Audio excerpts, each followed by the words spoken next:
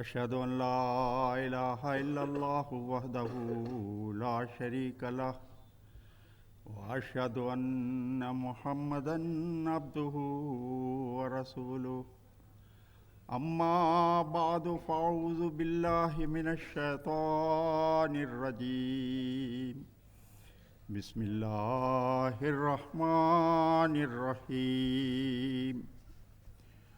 الحمد للہ رب العالمین الرحمن الرحیم مالک یوم الدین ایاک نعبد و ایاک نستعین اہدنا الصراط المستقیم صراط الذین انعمت علیہم غیر المغضوب علیہم ولا الضالین۔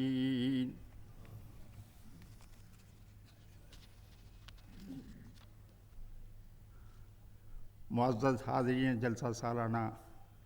جو سیدنا حضرت مسیح موعود علیہ السلام کی آواز پر لبیک کہتے ہوئے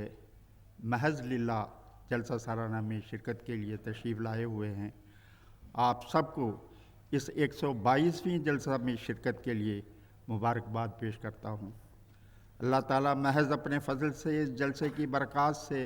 مستفید ہونے کی توفیق بخشے، آمین۔ خاکسار انشاءاللہ اس افتتاحی خطاب میں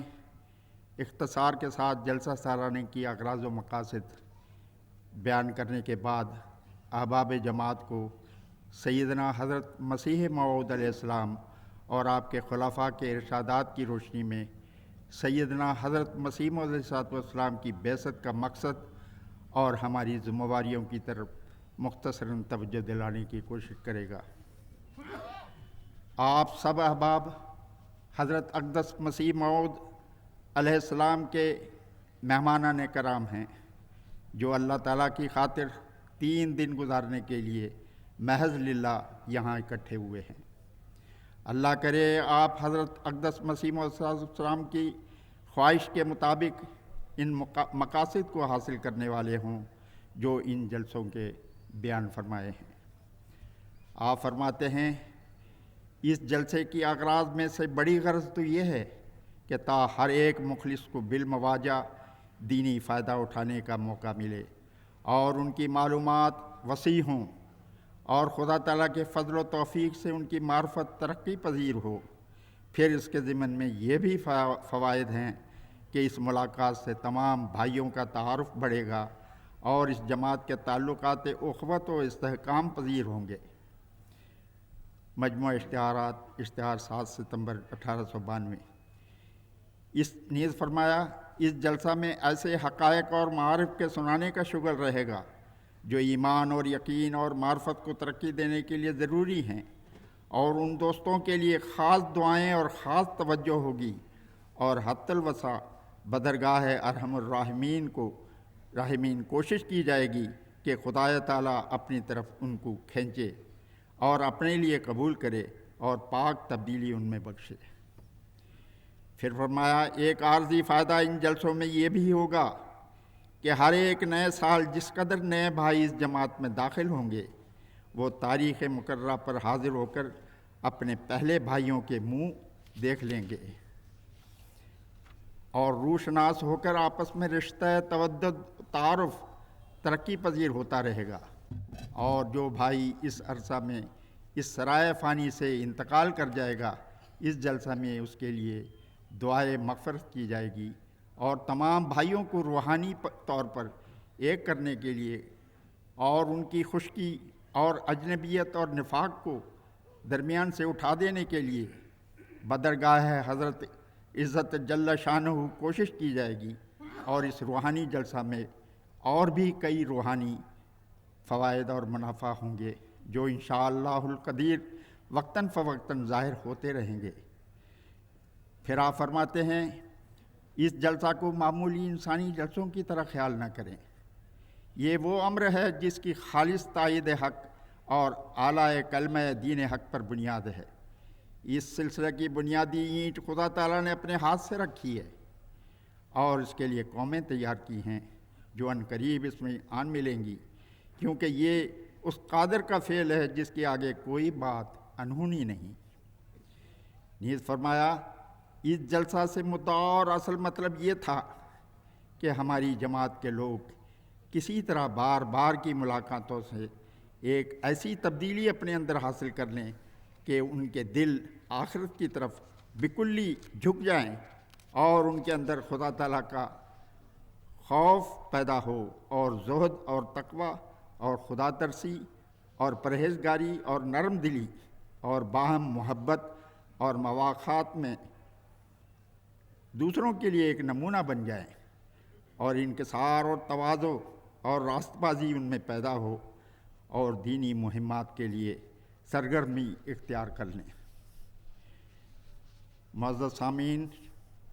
سیدنا حضرت مسیح موعود علیہ السلام کے ان ارشادات سے واضح ہوتا ہے کہ آپ علیہ السلام کی بعثت کا مقصد ایک پاک باز خالص اسلامی جماعت کا قیام اور زندہ خدا کی ہستی کو دنیا کے سامنے پیش کرنا ہے، جو ہستی مجیب بھی ہے اور کلیم بھی ہے،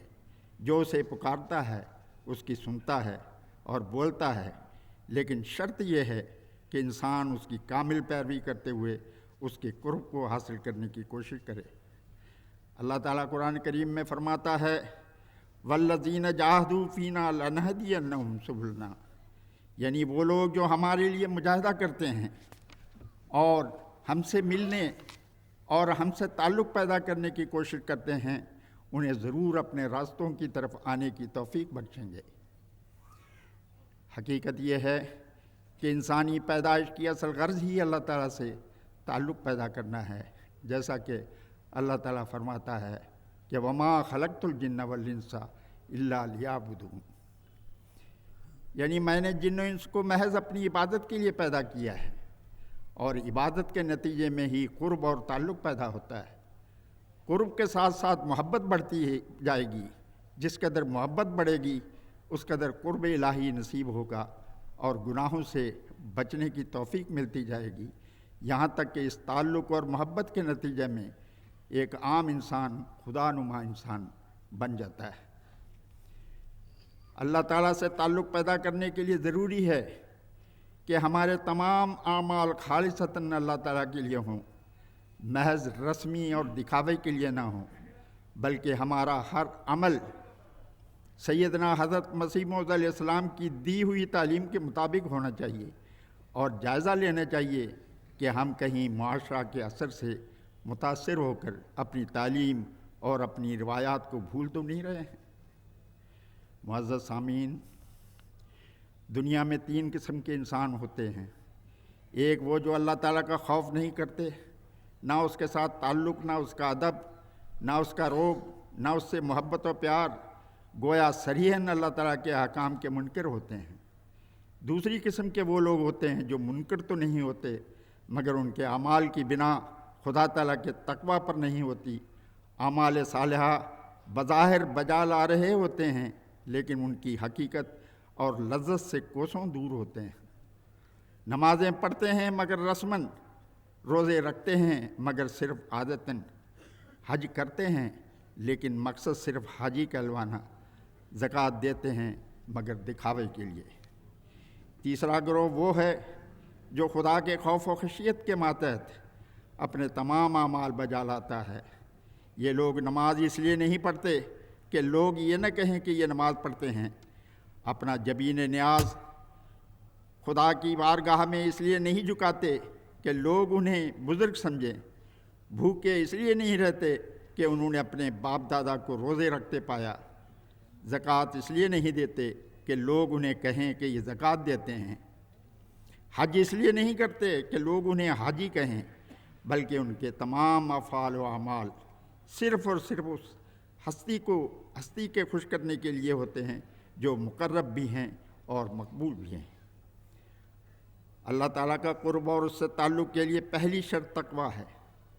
جب تک متقی نہیں بنیں گے تب تک دعائیں قبول نہیں ہوں گی۔ جب تک ایک مومن کامل متقی نہیں بنے گا تب تک اس کی نماز، اس کا روزہ اور دوسری عبادات ناقص رہتی ہیں۔ سیدنا حضرت مسیح موعود علیہ السلام فرماتے ہیں جب تک خوف الہی کی حالت نہ ہو تب تک حقیقی تقوی حاصل نہیں ہو سکتا۔ کوشش کرو کہ متقی بن جاؤ۔ جب وہ لوگ ہلاک ہونے لگتے ہیں جو تقوی اختیار نہیں کرتے، تب وہ لوگ بچا لیے جاتے ہیں جو متقی ہوتے ہیں۔ ایسے وقت ان کی نافرمانی انہیں ہلاک کر دیتی ہے اور ان کا تقوی انہیں بچا لیتا ہے۔ مزید فرماتے ہیں انسان اپنی چالاکیوں، شرارتوں اور غداریوں کے ساتھ اگر بچنا چاہے تو ہرگز نہیں بچ سکتا۔ کوئی انسان بھی نہ اپنی جان کی حفاظت کر سکتا ہے نہ مال و اولاد کی حفاظت کر سکتا ہے جب تک اللہ تعالیٰ کا فضل نہ ہو۔ خدا تعالیٰ کے ساتھ پوشیدہ طور پر ضرور تعلق رکھنا چاہیے اور پھر اس تعلق کو محفوظ رکھنا چاہیے۔ عقل مند انسان وہی ہے جو اس تعلق کو محفوظ رکھتا ہے، اور جو اس تعلق کو محفوظ نہیں رکھتا وہ بے وقوف ہے۔ پس جو مومن تقوی کے ذریعے اللہ تعالیٰ کا قرب حاصل کر لیتا ہے، اللہ تعالیٰ اس کا محافظ بن جاتا ہے اور ہر قسم کی بلاؤں سے بچایا جاتا ہے۔ اللہ تعالیٰ سے تعلق اور اس کا قرب حاصل کرنے کے لیے تقوی کے ساتھ ساتھ مجاہدات بھی شرط ہیں، کیونکہ مجاہدات کے بغیر اللہ تعالیٰ کا فیض حاصل نہیں ہو سکتا۔ اسی لیے اللہ تعالیٰ نے فرمایا ہے وَالَّذِينَ جَاهَدُوا فِينَا لَنَهْدِيَنَّهُمْ سُبُلَنَا،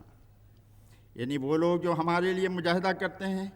اور ہم سے ملنے اور ہم سے تعلق پیدا کرنے کی کوشش کرتے ہیں، ہم انہیں ضرور اپنے رستوں کی طرف آنے کی توفیق بخشیں گے۔ گویا مجاہدہ اور سعی کے بغیر ہم اللہ تعالیٰ کا قرب اور تعلق حاصل نہیں کر سکتے، یہاں تک کہ ہمارے سید و مولا حضرت محمد مصطفیٰ صلی اللہ علیہ وسلم کو بھی، جو افضل البشر، افضل الرسول اور افضل الانبیاء تھے، مقام فیض و قرب بغیر مجاہدہ و سعی کے عطا نہیں ہوا۔ آپ نے غار حرا میں کیسے کیسے ریاضات کیے، کتنی مدت تک تضرعات اور گریہ زاری کیے، اور تزکیہ نفس کے لیے کیسی کیسی جاں فشانیاں اور سخت محنتیں کی، سخت سے سخت محنتیں کی، تب جا کر کہیں خدا تعالیٰ نے آپ صلی اللہ علیہ وسلم کے اگلے پچھلے تمام گناہ بھی معاف فرما دیے۔ اس کے باوجود بھی آپ نے آخری لمحہ تک مجاہدات کو ترک نہیں فرمایا، بلکہ راتوں کو اٹھ کر تسبیح و تحمید کے ساتھ مغفرت کے طالب رہے اور اپنی امت کے لیے دعائیں کرتے رہے۔ آپ کے مجاہدات ایسے تھے کہ حضرت عائشہ صدیقہ رضی اللہ تعالیٰ عنہ سے روایت ہے، فرمایا حضور صلی اللہ علیہ وسلم رات کو قیام کرتے تھے حتیٰ کہ آپ کے پاؤں پھٹ جاتے۔ میں نے آپ سے عرض کیا یا رسول اللہ، آپ ایسا کیوں کرتے ہیں حالانکہ آپ صلی اللہ علیہ وسلم کے اگلے پچھلے گناہ معاف کر دیے گئے ہیں؟ تو آپ نے فرمایا کیا میں اپنے رب کا شکر گزار بندہ نہ بنوں؟ یہی وہ عبادات اور مناجات ہیں جن کے نتیجے میں آپ کو محبوب الہی کا درجہ عطا ہوا، اور اللہ تعالیٰ نے قرآن کریم میں آپ کی امت کو بھی تعلق باللہ کے ذریعے محبوب الہی کے مقام پر پہنچنے کی راہ بتائی۔ قُلْ إِن كُنتُمْ تُحِبُّونَ اللَّهَ فَاتَّبِعُونِي يُحْبِبْكُمُ اللَّهُ۔ اے محمد رسول اللہ صلی اللہ علیہ وسلم، تو اپنے ماننے والوں کو یہ بتا دے کہ اگر تم چاہتے ہو کہ محبوب الہی بن جاؤ تو میری اتباع کرو، اللہ تعالیٰ تم کو اپنا محبوب بنائے گا۔ گویا اللہ تعالیٰ سے تعلق اور اس کے قرب کے حصول کے لیے حضرت نبی اکرم صلی اللہ علیہ وسلم سے کامل محبت اور کامل پیروی ضروری قرار دیا۔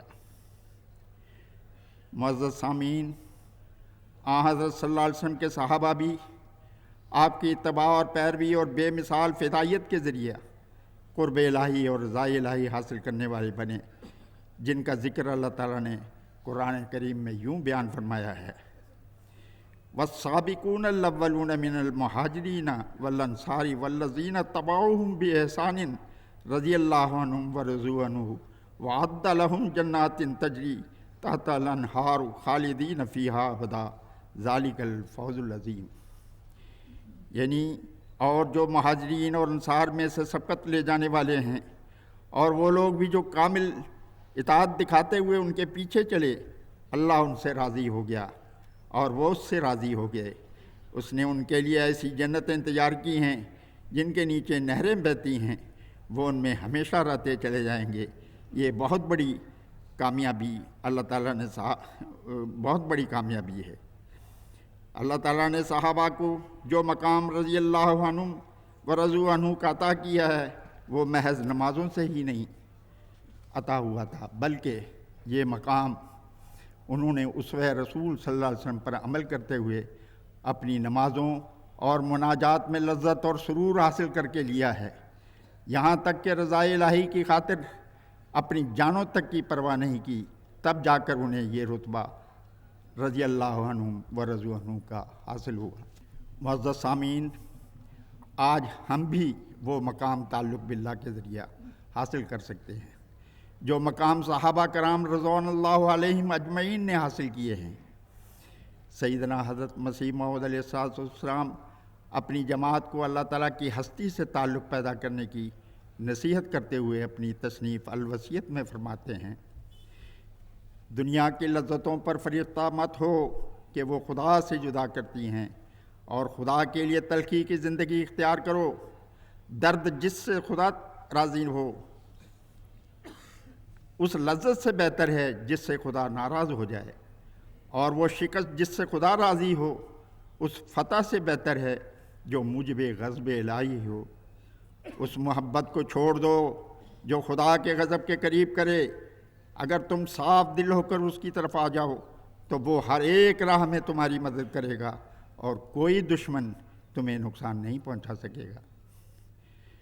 خدا کی رضا کو تم کسی طرح پا ہی نہیں سکتے جب تک کہ تم اپنی رضا چھوڑ کر، اپنی لذات چھوڑ کر، اپنی جان چھوڑ کر اس کی راہ میں وہ تلخی نہ اٹھاؤ جو موت کا نظارہ تمہارے سامنے پیش کرتی ہے۔ لیکن اگر تم تلخی اٹھا لو گے تو ایک پیارے بچے کی طرح خدا کی گود میں آ جاؤ گے، اور تم ان راست بازوں کے وارث کیے جاؤ گے جو تم سے پہلے گزر چکے ہیں، اور ہر ایک نعمت کے دروازے تم پر کھولے جائیں گے۔ معزز سامعین، اس زمانے کے عاشق صادق سیدنا حضرت مسیح موعود علیہ السلام ایسے وقت میں دنیا میں ظاہر ہوئے جبکہ دنیا حقیقی خدا کو بھول چکی تھی۔ دین اسلام جو سب دینوں سے اعلیٰ و ارفع تھا اس میں بھی مردنی چھا گئی تھی۔ قرآنی تعلیم کے معارف سے ناآشنا ہو چکے تھے، اللہ تعالیٰ سے تعلق ابدیت چھوڑ چکے تھے، یہاں تک کہ اسے خاموش تصور کر رہے تھے۔ آپ علیہ السلام نے ان بھٹکے ہوئے لوگوں کو راہ راست پر لانے کی ہر ممکن کوشش فرمائی۔ جو دعا کے منکر تھے انہیں آپ نے نصیحت فرمائی، فرمایا جب تو دعا کے لیے کھڑا ہو تو تجھے لازم ہے کہ یہ یقین رکھے کہ تیرا خدا ہر ایک چیز پر قادر ہے، تب تیری دعا منظور ہوگی، اور تو خدا کی قدرت کے عجائبات دیکھے گا جو ہم نے دیکھے ہیں، اور ہماری گواہی رویت سے ہے نہ بطور قصہ کے۔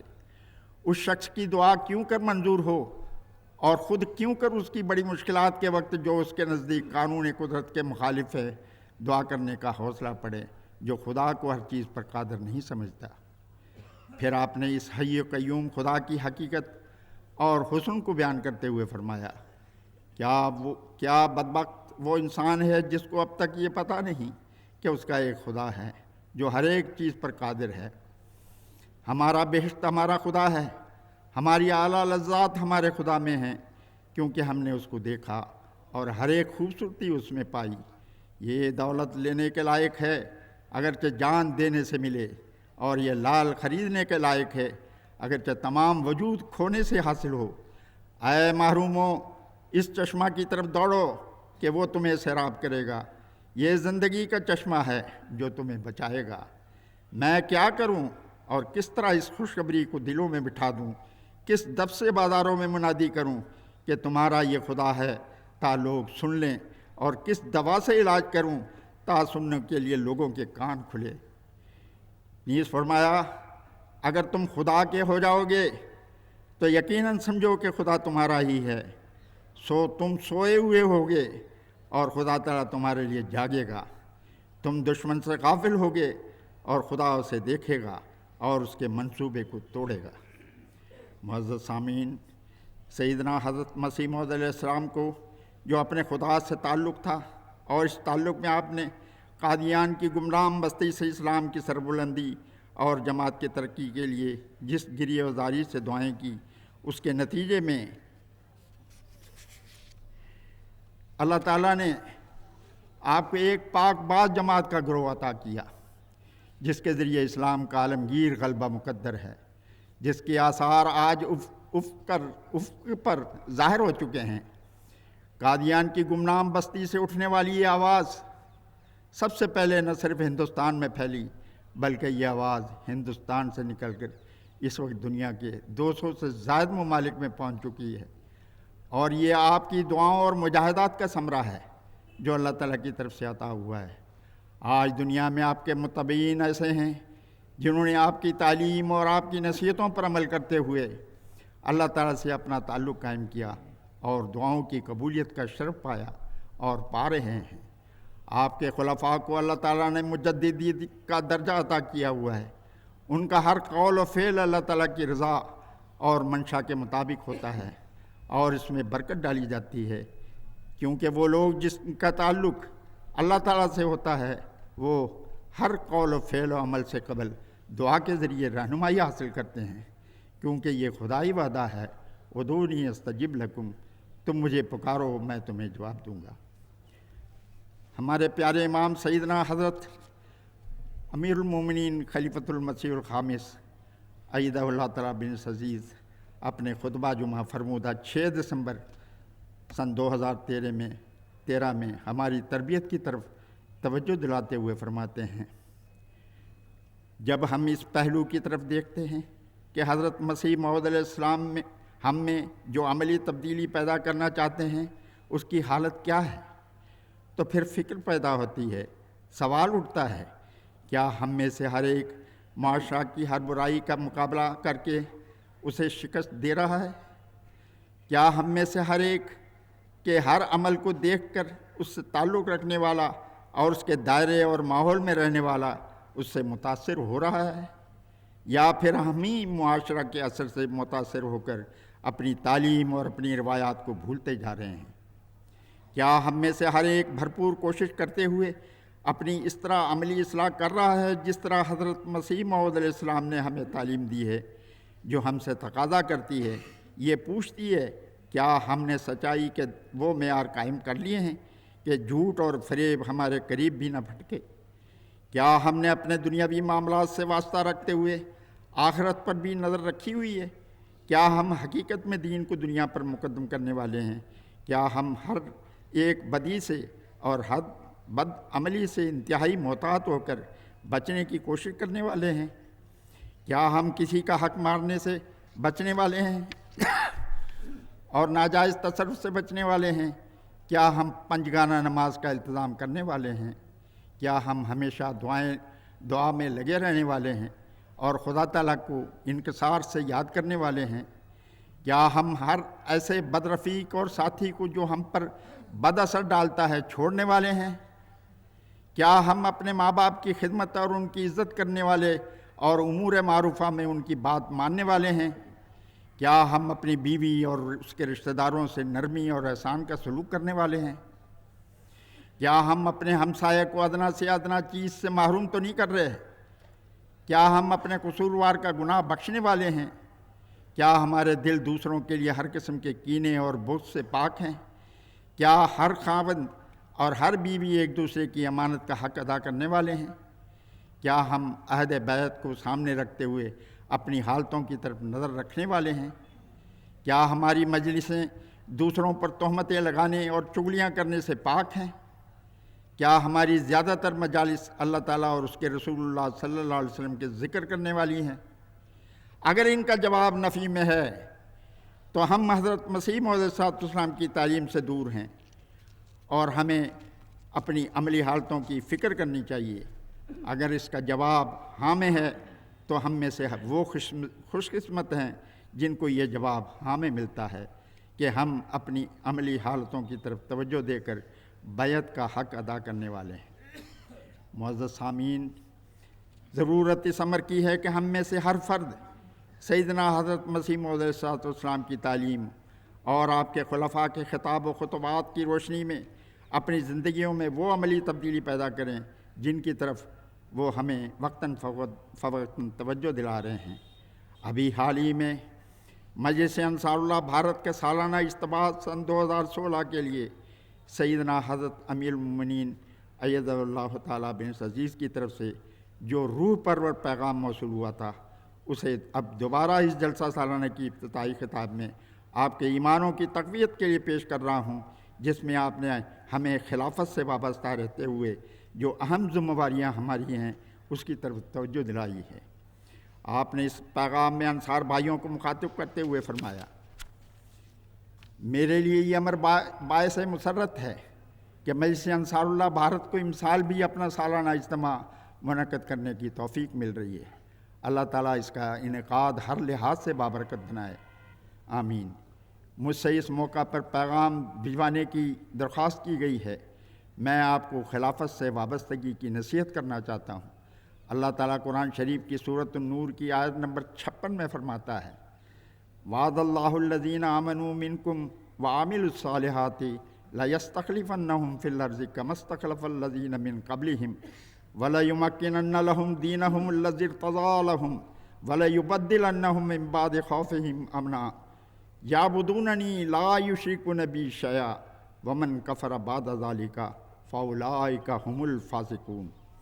تم میں سے جو ایمان لائے اور نیک اعمال بجا لائے، ان سے اللہ نے پختہ وعدہ کیا ہے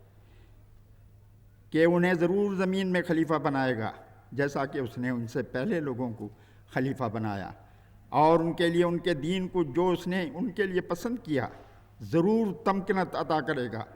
اور ان کی خوف کی حالت کے بعد ضرور انہیں امن کی حالت میں بدل دے گا۔ وہ میری عبادت کریں گے، میرے ساتھ کسی کو شریک نہیں ٹھہرائیں گے، اور جو اس کے بعد بھی ناشکری کرے تو یہی وہ لوگ ہیں جو نافرمان ہیں۔ حضور فرماتے ہیں، اس زمانے میں اللہ تعالیٰ نے یہ وعدہ سیدنا حضرت اقدس مسیح موعود علیہ الصلوۃ والسلام کی وفات کے بعد آپ کے متبعین کے حق میں پورا فرمایا۔ حضور علیہ السلام نے خود بھی اپنی پیاری جماعت کو خلافت کے دائمی نظام کی خوشخبری دی۔ آپ نے فرمایا، سو اے عزیزو، جبکہ قدیم سے سنت اللہ یہی ہے کہ خدا تعالیٰ دو قدرتیں دکھلاتا ہے، تاب مخالفوں کی دو جھوٹی خوشیوں کو پامال کر کے دکھاوے، سو اب ممکن نہیں ہے کہ خدا تعالیٰ اپنی قدیم سنت کو ترک کر دے وے۔ اس لیے تم میری اس بات سے جو میں نے تمہارے پاس بیان کی غمگین مت ہو اور تمہارے دل پریشان نہ ہو جائیں، کیونکہ تمہارے لیے دوسری قدرت کا بھی دیکھنا ضروری ہے، اور اس کا آنا تمہارے لیے بہتر ہے، کیونکہ وہ دائمی ہے جس کا سلسلہ قیامت تک منقطع نہیں ہوگا۔ پس الہی بشارات کے نتیجے میں خلافت احمدیہ کا قیام ہوا، جس کا 5واں بابرکت دور اس وقت جاری ہے، اور آپ وہ خوش نصیب ہیں جو اس کے ساتھ وابستہ ہیں۔ ہمیشہ یاد رکھیں کہ اب خلافت کے بابرکت نظام سے جڑے رہنے سے ہی آپ کی دینی و دنیاوی فلاح و بہبود کے سامان ہوں گے۔ اس کے ذریعے آپ متحد رہیں گے، آپ کا آپس میں پیار بڑھے گا، آپ دینی خدمت کی توفیق پائیں گے، اور ان دینی مہمات میں حصہ لے سکیں گے جو اسلام کے پیغام کی سب دنیا میں اشاعت کے لیے خلیفہ وقت کی قیادت اور نگرانی میں جاری و ساری ہیں۔ خلافت در حقیقت خدا تعالیٰ کی طرف سے عطا کردہ ایک عظیم الشان انعام ہے۔ خلیفہ خدا بناتا ہے، اور دونوں طرف کی محبت بھی خدا تعالیٰ ہی دلوں میں پیدا کرتا ہے۔ اگر کوئی غیر مشاہدہ کرنا چاہے تو اس کے لیے یہی ثبوت کافی ہے کہ ہر جمعہ کے دن ادھر لندن میں میرا خطبہ ہو رہا ہوتا ہے، اور ادھر سب دنیا کے احمدی پورے اہتمام کے ساتھ ٹی وی کے سامنے بیٹھ جاتے ہیں اور MTA کے ذریعے براہ راست اسے سنتے ہیں۔ پھر گھروں میں، مساجد میں خطبہ کی باتیں ہوتی ہیں، اور یوں اپنی اپنی دینی اور روحانی ترقی کے سامان کیے جاتے ہیں۔ یہی وہ وحدت ہے جو اسلام اپنے متبعین میں پیدا کرنا چاہتا ہے، اور یہ مقصد خلافت احمدیہ کی صورت میں بخوبی پورا ہو رہا ہے۔ پس خلافت بلا شبہ خدا تعالیٰ کی طرف سے ایک انعام ہے۔ اس کا شکرانہ یہی ہے کہ خلیفہ وقت کی باتوں پر سمعنا و اطعنا کے جذبہ کے ساتھ عمل کیا جائے، چونکہ یہ ایک حقیقت ہے کہ خلیفہ وقت کی دعائیں ان لوگوں کے حق میں زیادہ قبول ہوتی ہیں جو اطاعت کے اعلیٰ معیار قائم کرتے ہیں۔ پس آپ کو بھی میری یہی نصیحت ہے کہ خلیفہ وقت کی باتیں سن کر فوری طور پر ان پر عمل کرنا شروع کر دیں۔ وہ آپ کو نمازوں میں سستی اور دور کرنے کے لیے توجہ دلائیں تو مساجد بھر جانی چاہیے، اور یوں نمازوں پر قائم ہوں کہ پھر یہ سلسلہ کبھی منقطع نہ ہو۔ خلیفہ وقت کی طرف سے کوئی مالی تحریک ہو تو حسب استطاعت اس میں حصہ لیں، تبلیغ کے کاموں میں حکمت سے حصہ لیں، اور کوئی مشکل ہو تو اپنے مربی، معلم یا اپنے ارد گرد کے کسی صاحب علم سے اس کا پوچھ لیں اور اپنا ذاتی علم بھی بڑھائیں۔ اسی طرح اپنے گھروں کے ماحول کو بھی مثالی بنائیں، لوگوں سے معاملات میں بہترین نمونہ دکھائیں، اپنے ارد گرد کے ماحول میں عمدہ اخلاق کا مظاہرہ کریں، اور اپنے وجود میں اسلام اور احمدیت کی شاندار تصویر لوگوں کو پیش کریں۔ یہ وہ باتیں ہیں جن کے لیے احمدیت کی بنیاد رکھی گئی ہے، اور یہی وہ باتیں ہیں جن کی خلفائے احمدیت وقتاً فوقتاً آپ کو یاد دہانی کرواتے ہیں۔ پس وہ لوگ جو اس نعمت سے محروم ہیں انہیں اس سے آگاہ کریں، اور خود کو اور اہل خانہ کو خلافت کے بابرکت نظام کے ساتھ یوں چمٹا لیں کہ پھر کوئی تحریک، کوئی وسوسہ،